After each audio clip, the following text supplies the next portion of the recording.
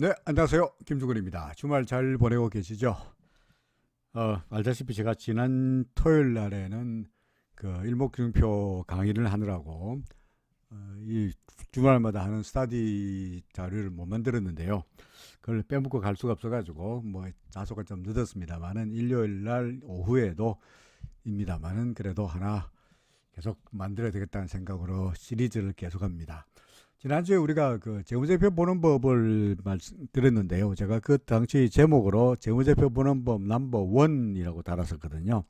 그러니까 그날로 끝나는 것이 아니라 계속 시리즈로 뭐 재무제표 보는 일이 한 번 설명으로 끝나겠습니까? 그래서 여러 차례 아마도 해야 될 것 같다는 생각이 들어서 그렇게 달았고요. 그래서 이번엔 시리즈 두 번째입니다. 재무제표 보는 법 시리즈 두 번째. 사실은 지난 영상에는 그냥 재무제표를 보면서 뜬금없이 재무제표 중에서 현금 흐름표를 보는, 사실은 그게 제일 중요하기 때문에 그걸 제일 먼저 말씀드렸습니다만은, 일단은 기본적인 내용도 설명하지 않은 상태여서 이번 시간에는 재무제표의 기본 등등을 말씀드리고, 그 다음에 재무상태표를 보는 법에 대해서 주로 설명을 해볼까 합니다. 먼저 이거는 아직까지 우리 그 연말에 작년 연도 끝까지의 회계 보고서가 아직까지 나오지 않았기 때문에 LG화학의 분기 보고서입니다. 그러니까 9월 달까지 2020년 9월 달까지의 분기 보고서인데, 뭐 이것 가지고도 우리 충분히 볼 수 있죠, 그죠? 증권 거래소 규정에 따르면요, 각 상장법인은 연말 회계 보고서를 회계 연도 말부터 90일 이전에 보고하게 되어 있습니다. 그러니까 보통의 경우에는 분기 보고서는 분기가 끝난 다음에 45일 이내로 발표하게 되어 있는데, 연말의 경우에는 너무나 할 게 많으니까 그래서 90일로 정했습니다. 그러니까 3월 30일까지만 발표하면 됩니다. 그래서 아직까지 아마 주총에 가면 다 그걸 분기 보고서, 우리가 연말 보고서를 받아볼 수 있습니다만은, 일단은 분기 보고서를 가지고 그 재무제표를 보는 법에 대해서 대략적으로 차례차례 말씀드리고자 합니다. 그리고 이제 이후에 분기 보고서가 연말 보고서가 나오면 그때 또 그걸 가지고 보도록 하죠. 자, 먼저 재무상태표. 이걸 재무제표에는요, 크게 나누어 가지고 재무상태표란 게 있고요. 그 다음에 손익계산서, 그죠? 손익계산서라는 게 있고요. 그 다음에 포괄손익, 그 다음에 여기가 자본변동표라는 게 있고요, 그죠? 그리고 제일 마지막으로 현금 흐름표에 네 가지가 있습니다. 근데 통상 우리가 자주 보는 것은 지난번에 설명했던 현금 흐름표, 그리고 위에 올라가서 손익계산서, 이게 중요하죠, 그죠? 얼마나 돈을 벌었느냐, 이게 중요한 거고요. 그 다음에 이제 뭡니까?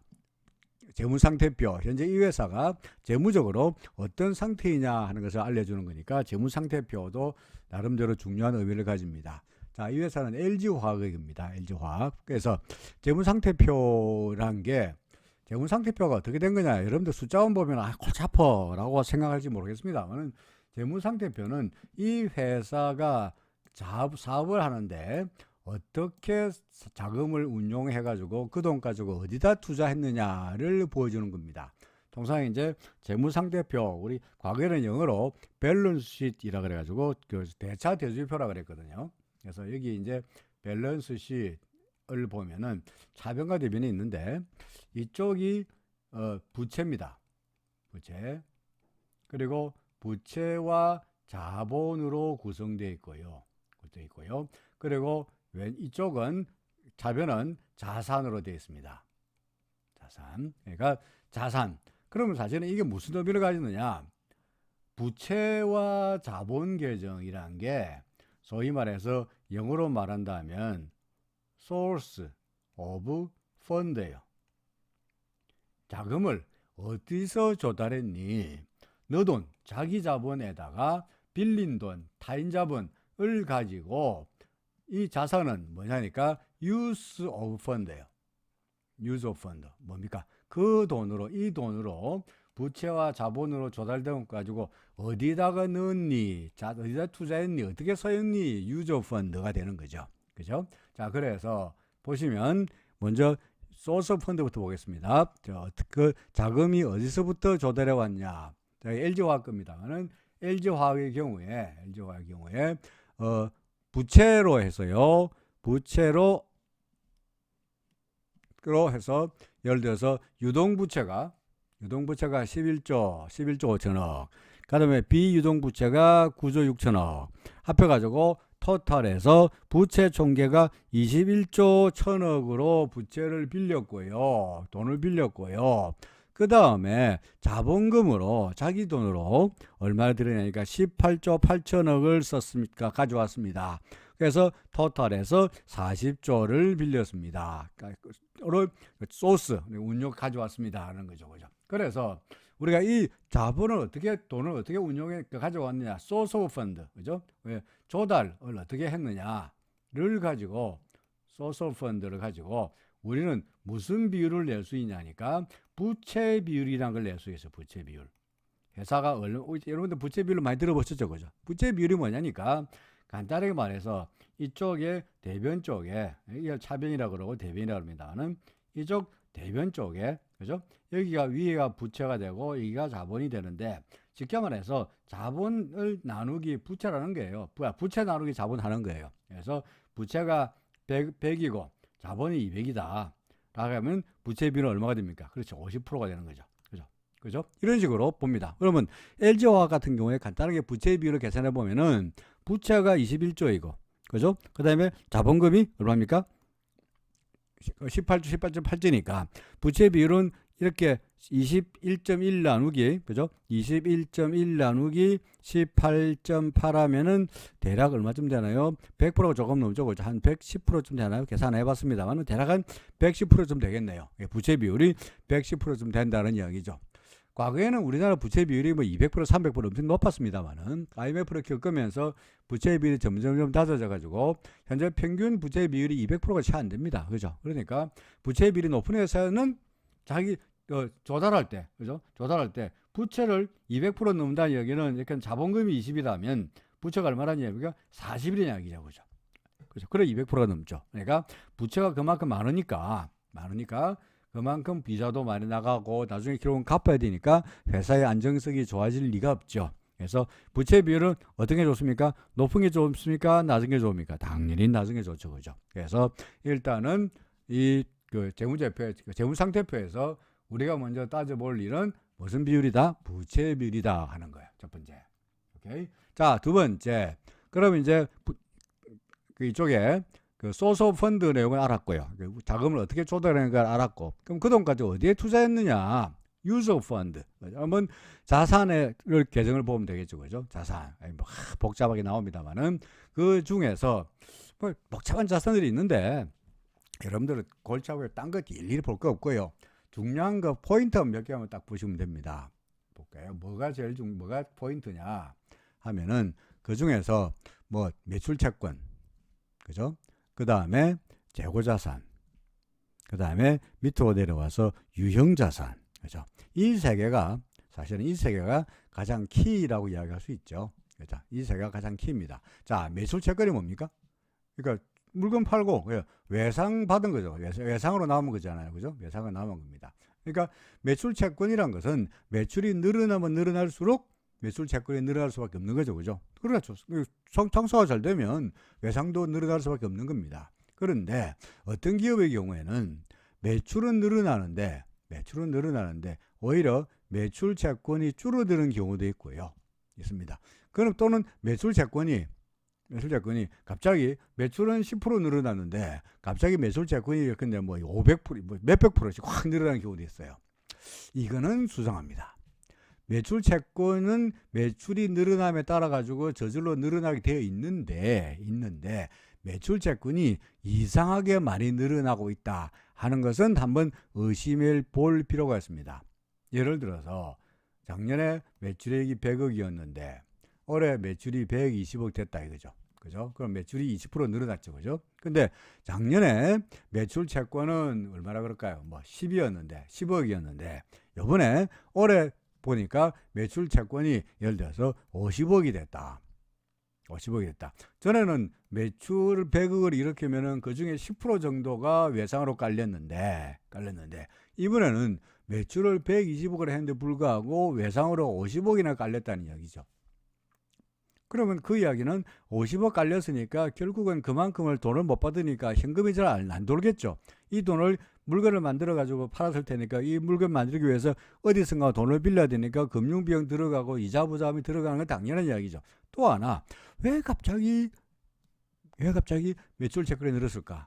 왜 늘었을까요? 이 회사가 장사가 잘 안 되니까 억지로 밀어내기로 돈 나중에 주세요라고 무리하게 외상으로라도 조건을 잘 해가지고 무리하게 수익성 악화되는 건 불구하고 매출을 늘리기 위해서 무리한 결과가 아니냐 하는 것을 우리가 합리적으로 의심해 볼 필요가 있죠. 그죠? 그래서 매출 채권이 갑자기 확 늘어났다. 매출에 비해 가지고 매출 채권이 갑자기 확 늘었다는 것은 한번 따져볼 필요가 있다 하는 것이 이야기입니다. 매출 채권. 자, 두 번째로 재고자산 마찬가지입니다. 재고자산이란 것은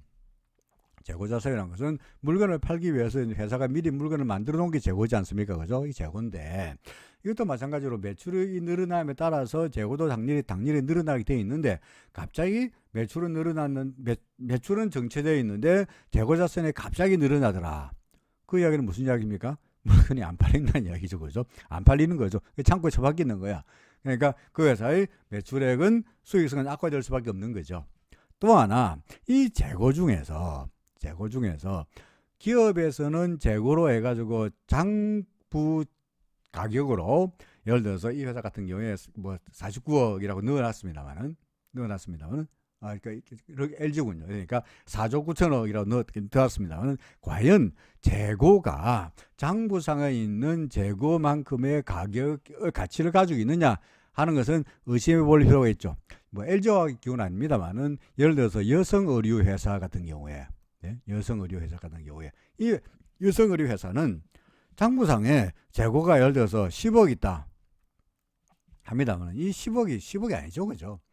여성 의류 같은 경우는 패션이니까 하루만 1년만 또 얼마만 유행만 지나고 나면은 이거는 10억이 아니고 거의 이제 걸레 수준으로 유행이 떨어질수록 점점 할인될 수밖에 없는 거죠. 그죠? 그러니까 재고 자산이 많이 쌓여 있으면 이거는 한번 따져볼 필요가 있는 거죠. 특히 여성 의류 회사 같은 경우에는 재고가 많아지면은 매출에 비해서 매출이 늘면 재고가 늘게 되어 있습니다. 저절로 늘게 되어 있는데 기업이다 보니까 당연히 장처를 하기 위해서 물건을 많이 만들 수밖에 없는데 그 매출에 비해서 아까 이야기했듯이 매출 채권도 마찬가지고 재고자산도 이성적으로 늘어나면 수상하다 하는 거죠.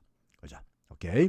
자, 그 다음에 세 번째 또 뭘 봐야 되죠? 이 자산 항목에서 우리가 또 꼭 봐야 할 게 뭐냐니까 쭉 내려가서 유형자산, 유형자산을 봐야 됩니다. 유형자산.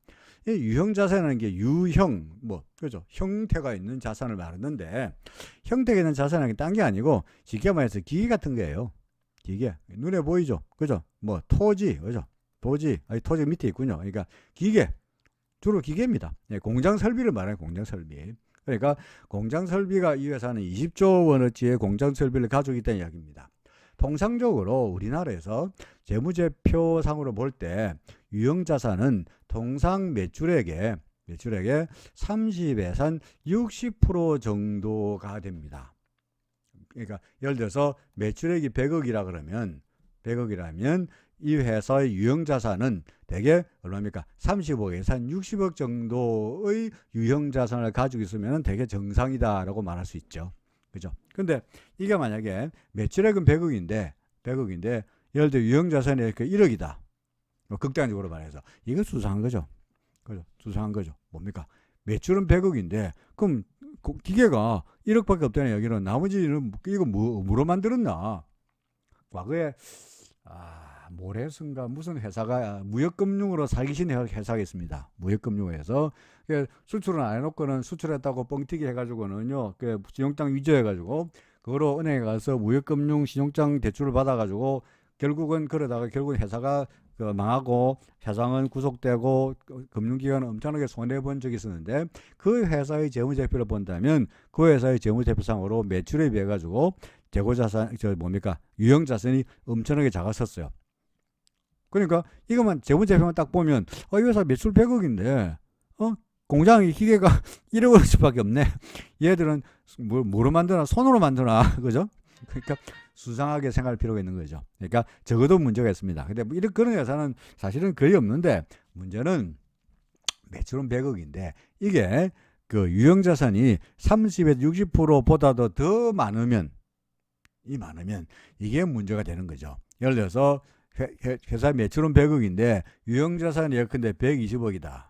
120억이다. 그럼 기계가 120억짜리 기계를 가지고 매출을 100억 올린다는 이야기니까 이 120억의 기계 설비란 것은 뭡니까? 일종의 과잉 설비죠. 그죠? 과잉 설비죠. 그러니까 과잉 설비가 많으니까 당연히 감가상각비 들어가지. 그다음에 투자했으니까 그 들어가는 이자 들어가지. 돌리느라고 유지 보수비 들어가지. 그죠? 그리고 공장 기계는 120억짜리를 가지고 100억짜리밖에 못 만드니까 나머지 기계는 반 이상 놀겠네요. 그죠? 그러다 보니까 당연히 수익성이 좋을 수가 없습니다. 그러니까 유형자산이 통상적으로 제조업 평균에서 30에서 60% 매출액의 30에서 60% 이상으로 과도하게 많다 할 경우에는 그 회사는 한번 수상하게 하다라고 생각해 볼 필요가 있다라는 이야기죠. 그죠? 자, 현재 LG화학, 이 회사는 LG화학입니다. LG화학은 참고로 LG화학의 경우에 현재 이 회사의 유형 자산이 20조죠. 그죠? 20조죠. 근데 이 LG화학의 그 매출이 얼마인지 한번 보겠습니다. 매출이 지금 분기 매출이니까 뭐 23분기까지 토탈해서 매출액이 현재로 봐서 어디 갔죠? 총 매출액이 지금 분기가 21조죠. 그죠? 그러니까 1월 달부터 9월 달까지가 21조입니다. 그러니까 아직까지 3개월 동안 10월, 11월, 12월 3개월 동안에 1년간 그 매출액이 안 나왔으니까 정확하게 말을 하기 어렵습니다만 대략 어림잡아서 현재 3개월 동안의 매출액이 7조고 이고 그다음에 3분기 동안의 매출액이 21조니까 대략 7조로 해서 한 28조 정도 될 거라고 물론 분기 실적이 정확하게 나와야 되겠습니다만은 연간 매출액이 28조쯤 된다라고 한다면 이 회사 같은 경우에 매출액은 28조인데 그죠? 이 회사의 유형자산이 아까 얼마였죠? 20조였죠. 그죠? 20조죠. 그러니까 28조 중에서 20조니까 비율이 60% 안에 들어가죠. 그죠? 이 회사의 설비는 뭐 과잉 설비라고 말하기 어렵다는 거죠. 그죠? 이 회사는 괜찮아 보인다. 라고 이야기할 수 있겠죠. 근데 이게 만약에 유형자산이 너무나 많으면은 문제가 있다라는 이야기죠. 그죠? 자, 그러면 다른 회사 예를 가지고 한번 그 회사의 경우에는 재무제 비율이 어떻게 되는지를 한번 더 살펴보도록 하겠습니다. 자, 잠깐 보겠습니다. 자, 이 회사의 경우에는 제가 이름은 싹 지웠습니다. 그죠? 어떤 회사인지는 말씀드리지 않겠고요. 자, 이 회사의 재무제표를 한번 보겠습니다. 먼저 부채 비율을 볼까요? 부채 비율 어떻게 계산하죠? 토탈 자본 중에 전체 중에서 그죠? 전체 그 중에서 자본 대비 부채가 얼마나 되느냐 알겠습니까? 그죠? 자, 현재 이 회사 같은 경우에 자본금은 얼마입니까? 299억이죠. 그죠? 그러니까 300억입니다. 간단하게 300억인데 이 회사의 부채는 총 얼마냐? 얼마입니까? 1조 1112억이죠. 1112억이죠. 그죠? 그러니까 부채 비율이 얼마가 됩니까? 정확하게 말하면 299억이니까 299분의 1100이시니까 대략적으로 어떻게 되죠? 한 400%까지 안 되더라도 그건 400% 비슷 300 몇십 프로 계산은 안 되겠습니까? 그죠? 부채 비율이 매우 높죠. 300 거의 뭐 400%에 접근할 정도로 부채 비율이 매우 높습니다.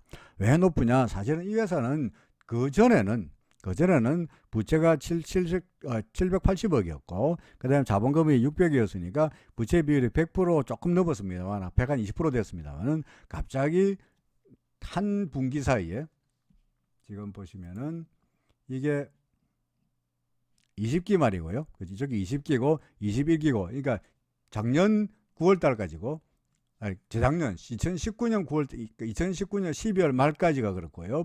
그다음에 여기는 이제 분기 말이니까 그때부터 시작해서 작년 석 달 동안이 9개월 3분기 동안인데 그 사이에 작년 3분기 동안에 엄청나게 손실을 봤죠. 여기 결손금이 249억이 손실이 났습니다. 249억이 손실이 났습니다. 그러다 보니까 이만큼의 손실이 나면서 자본금을 왕창 까먹었고요. 249억을 왕창 까먹었고요. 그러다 보니까 자본 총계가 2019년 말에는 606억이었는데 결손금이 나는 바람에 자본금이 299억을 확 줄어버렸고, 그런 바람에 부채 비율이 엄청나게 나빠졌죠. 그죠? 나빠졌습니다만은 어떻게 됐든 간에 뭐 결과는 그렇습니다만은 이유는 그렇습니다만 결과가 부채 비율이 엄청 나빠졌으니까 이 회사의 재무 상태는 좋다 나쁘다 상당히 나빠졌다가 되는 거죠. 그죠? 나빠졌다. 그 다음에 두 번째로 또 보겠습니다. 이 회사의 여러 가지 아까 말씀드렸듯이 매출 채권, 그죠? 그 다음에 또 뭘 보라 그랬죠? 재고, 그죠? 그 다음에 또 뭘 보라 그랬죠? 유형 자산. 이 세 가지를 한번 차근차근 따져보도록 하죠. 오케이. 자, 먼저 이 회사의 매출 채권은 지난 20기까지가 9개월 동안이 300억이었는데 3분기 동안에 310억이었으니까 좀 늘었죠. 그죠? 좀 늘었는데 이거는 1년 동안의 매출 채권이 300억이었는데 9개월 동안의 매출 채권이 310억이니까 늘면서도 어떻게 됐습니까? 만약에 이게 전체가 21기 전체가 310억이라 그러면은 모르겠는데 9개월 동안의 매출 채권이 310억이니까 아직 석 달이 남아 있는데, 그죠? 그럼 예를 들어서 그냥 단순 무식하게 생각한다면 그냥 한 분기당 100억인데, 한 분기당 100억인데 앞으로 4분기까지 포함하면 매출 채권이 한 400억쯤 될 거 아니겠어요, 그죠? 대략적으로 계산해 볼 때. 그러니까 이거는 좀 매출 채권이 많아 보이지 않습니까? 그럼 이 회사의 매출이 왕창 늘었느냐? 보시면은 손익계산서가, 그죠? 보시면은 지금 20기에는 연간 토탈에서 9개월 동안에 20기 9개월 동안에는 이게 176억 매출이었었는데, 오히려 21기에 와서는 코로나 때문인지 뭔지 매출액이 늘기는커녕 오히려 왕창 줄었죠. 83억으로 왕창 줄었습니다. 그렇죠. 그 다음에 분기에 봐서 한 3분기에도 매출액이 370억밖에 안 됩니다. 37억밖에 안 됩니다. 여기는 49억이는데 매출액이 왕창 줄었죠. 그래서 매출은 왕창 줄었음에도 불구하고 매출이 늘면서 매출 채권이 늘어야 당연한데 이 회사 같은 경우에는 매출은 줄었는데 오히려 매출 채권은 왕창 늘어났죠.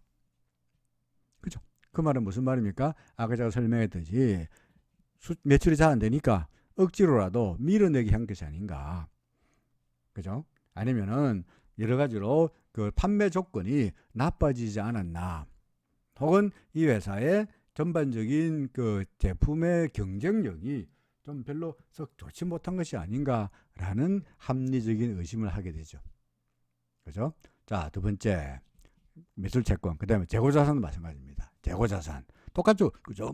매출은 줄어들었는데, 보다시피 줄어들었잖아요. 근데 재고자산은 뭡니까? 5억에서 7억, 뭐 매출, 2억 정도 늘어난 거니까 뭐 큰 문제는 아니겠습니다만, 그래도 재고 수출은 매출은 줄어들었는데 오히려 재고가 늘어났다는 것은 역시 여러모로 장사가 잘 안 된다는 이야기죠. 그죠? 자, 마지막으로 이 회사의 유형자산을 보겠습니다. 유형자산. 자, 유형자산이 공장 설비 같은 거라 그랬죠. 기계. 이게 얼마라고 했는데 126억이에요. 그죠? 126억이죠. 근데 이 회사 아까 매출액이 얼마였죠? 지금 이때까지 9개월 동안에, 그죠? 9개월 동안에 매출액이 83억이죠.